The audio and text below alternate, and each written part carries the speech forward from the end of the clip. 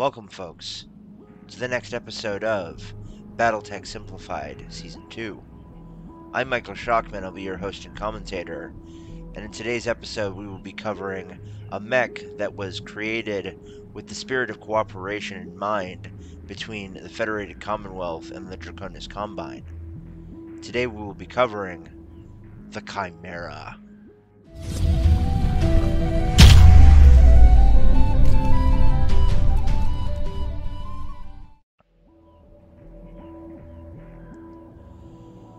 The Chimera was a collaborative effort between the Draconis Combine, the Federated Commonwealth, and the Lyran Alliance. Similar to the earlier Gunslinger, the Chimera was designed in the spirit of cooperation between the Combine and the Davian Federated Commonwealth in the lead-up to Operation Bulldog and Operation Serpent. The Lyran Alliance later requested to take part with Lyran engineers, quickly beginning to dominate the entire project after Catherine Steiner-Davian took over the regency of the Federated Commonwealth. By the time that came to pass, however, such a large amount of time and money had been invested into the project that 3 states had no choice but to proceed with production. When Catherine restricted production earmarked for the FedCom to units loyal to her only, Theodore Kurita licensed production to Cressley Warworks to ensure more pro-victor elements in the armed forces of the Federated Commonwealth, so that they could also access the design. As for the weapons and equipment, the Chimera is built on a Chameleon Light Endo 2 Endosteel chassis that carries a GM240XL engine, which provides the mech with a top speed of 97.2 km per hour. The Chimera's mobility is enhanced by 6 rolling Mark 40 jump jets that allow the mech to jump up to 180 meters.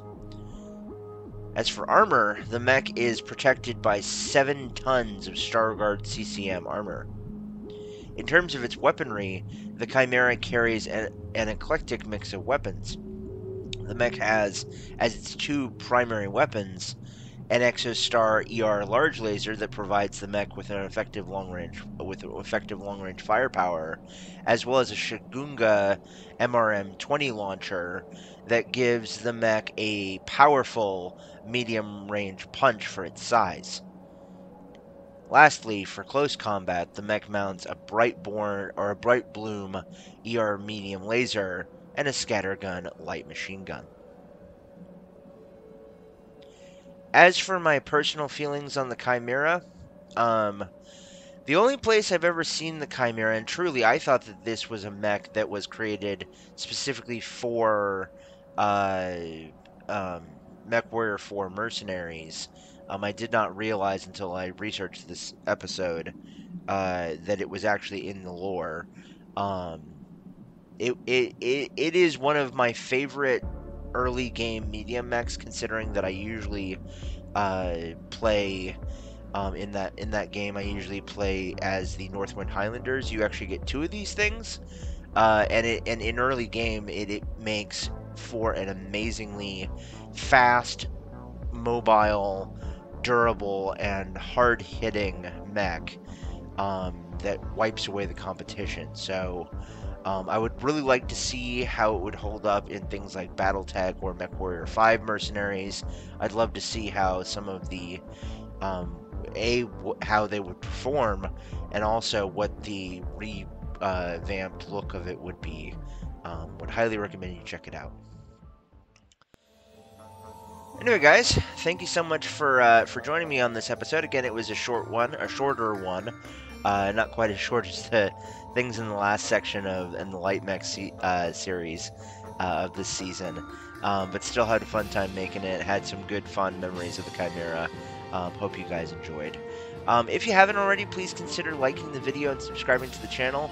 Also, be sure to ring the bell icon if you don't ever want to miss when our episodes go live. Last but not least, leave a comment down below telling me what your favorite early stage medium mech is. Are you a fan of the Chimera? Are you a fan, or are you a fan of something else? Let me know down below. Anyway, guys, I'm Michael Shockman. I've been your host and commentator, and stay tuned for next week when we cover the 45-ton weight bracket of the medium mechs of this season. And yeah, stay tuned. Anyway, guys, remember as always, no guts, no galaxy. Later, everybody.